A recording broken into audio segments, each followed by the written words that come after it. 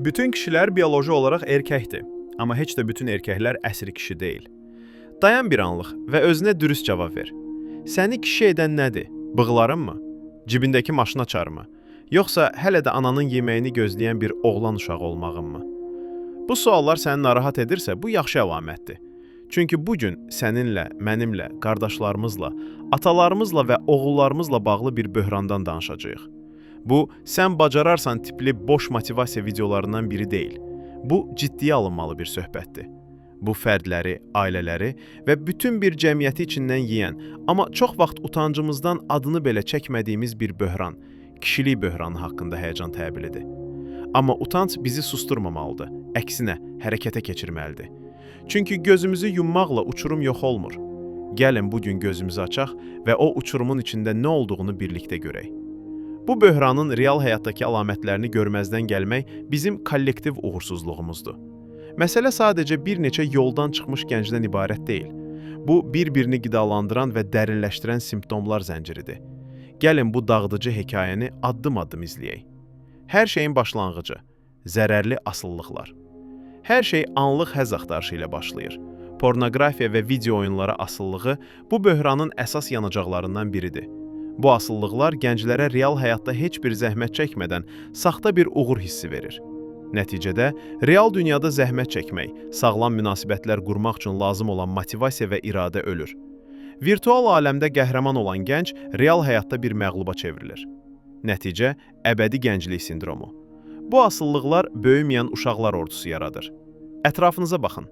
20'li yaşlarında həyatda heç bir hədəfi, gələcək planı olmayan, evlənmək və ya karyera qurmaq kimi bir istəyi olmayan nə qədər gənc var?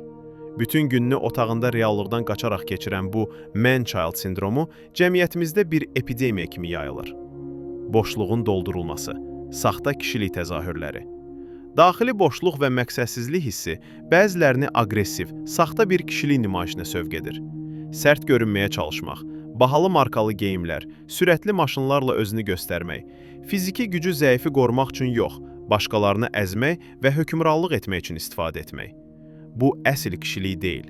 Bu, daxili boşluğun və özünə inamsızlığın ən acı təzahürü olan negativ kişilikdir. Son dayanacaq, cinayət və məhv olmuş həyatlar. Bu sistem tamamilə çökəndə isə son dayanacaq cinayət dünyası olur. Rəsmi statistikalar dəhşətli bir mənzərəni ortaya qoyur.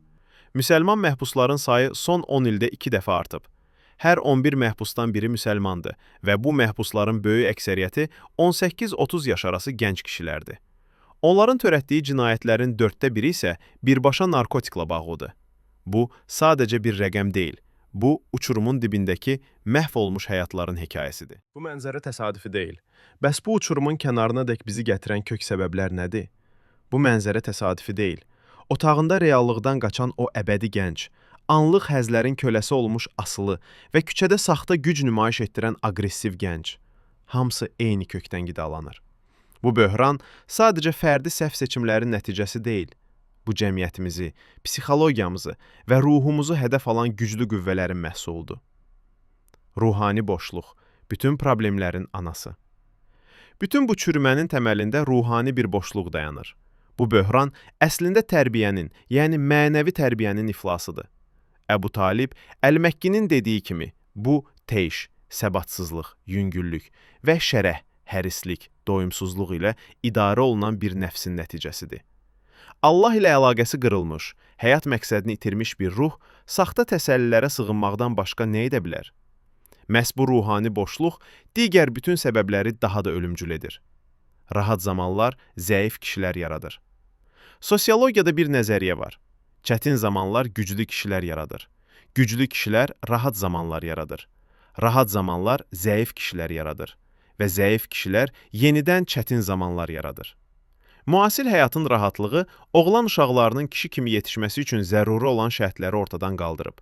Çünki rahatlığı idarə etmək üçün lazım olan mənəvi tərbiyə yoxdur. Həyat bir oğlan uşağını sınamırsa və onun daxili kompası da işləmirsə, o niyə böyüyüb kişi olmağa ehtiyac duysun ki? Rol modellərin və bələdçilərin yoxluğu.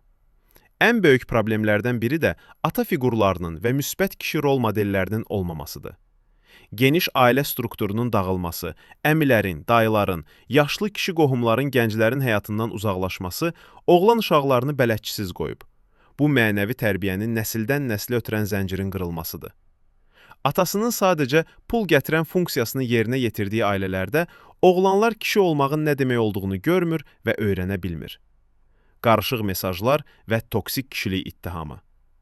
Müasir cəmiyyət gənc kişilərə qarışıq mesajlar verir. Bir tərəfdən onlara kişi ol deyilir, digər tərəfdən isə toksik kişilik kimi ittihamlarla təbii olan kişi xüsusiyyətləri belə pislənir.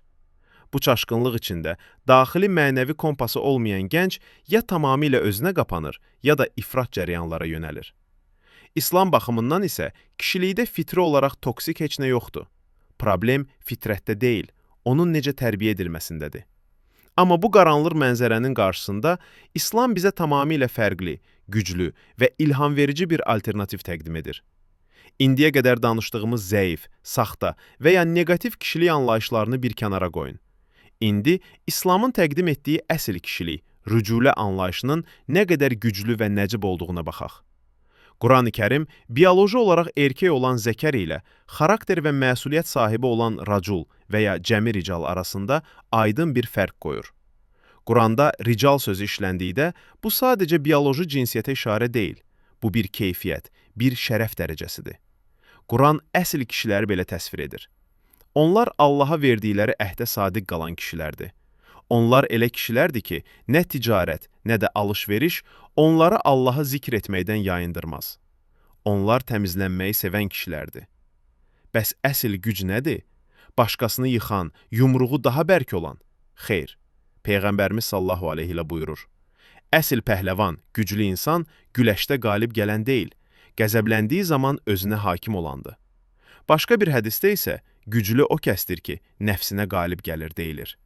Yəni əsl güc səni təhqir edənə yumruq atmaqda deyil, o yumruğu sıxıb nəfsini uda bilməkdədir. Əsl güc maşınınla kimisə qorxutmaq deyil, qəzəbini idarə edib ailəni qorumaqdır. İndi güzgünü özünə çevir və bu həqiqətlərin amansız işığında özünə bu sualları ver.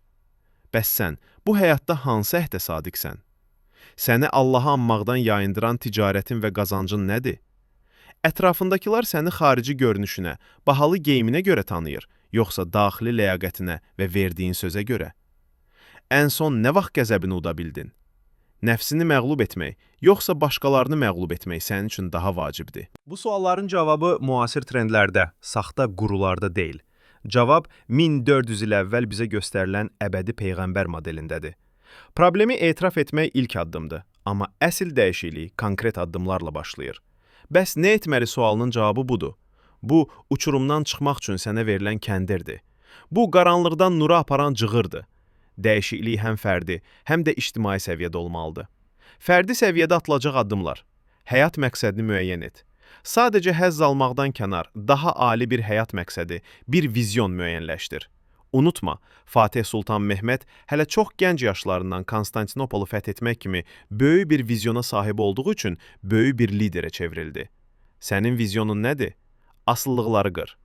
Pornoqrafiya, video oyunları və narkotik kimi anlıq həzz verən, amma iradəni məhv edən bütün asılılıqlardan qurtul. Real həyatdakı uğur, anlıq həzləri rədd edib uzun müddətli hədəflər üçün çalışmağı tələb edir. Çətinliklərdən qaçma, rahatlıq zonasından çıx, düşərgələrə qatıl, yeni bacarıqlar öyrən, yarışlarda iştirak et. Özünü idarə olunan çətinliklərə məruz qoyaraq dözümlülüyünü artır və əsl zəhmətin verdiyi zəfər hissini yaşa. Əsl ustadlar axtar. Özündən yaşlı, salih və müdrik kişilərdən ibarət bir mühit axtar. Onlardan öyrən, onlarla məsləhətləş. Unutma, polad poladı itiləyər. Tək başına kamilləşmək mümkün deyil. Cəmiyyət və ailə səviyyəsində atılacaq addımlar. Ataların rolu. Atalar və icma liderləri oğlan uşaqlarına məsuliyyət, praktik bacarıqlar və əsl kişilik olan fütüvvə, cəngavərlik, ruhunu aşılamaq üçün müasir yetkinliyə keçid mərasimləri yaratmalıdırlar.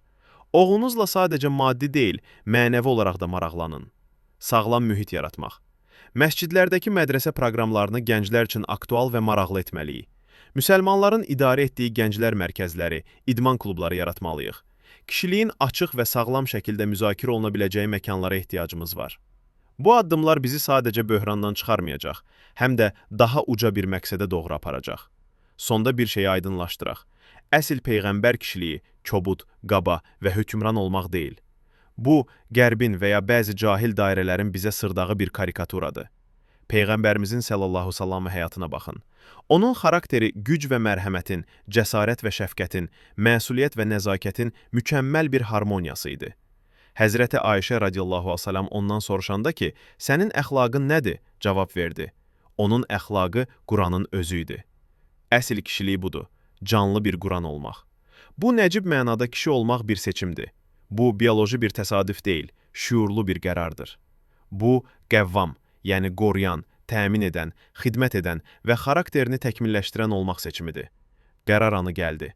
Ya uçurumun dibində saxta təsəllilərlə çürüməyə davam edəcəksən, ya da bu gündən etibarən şərəf, məqsəd və xidmət yolunu seçib, əsl kişi olmağın nə demək olduğunu bütün dünyaya göstərəcəksən. Seçim sənindir.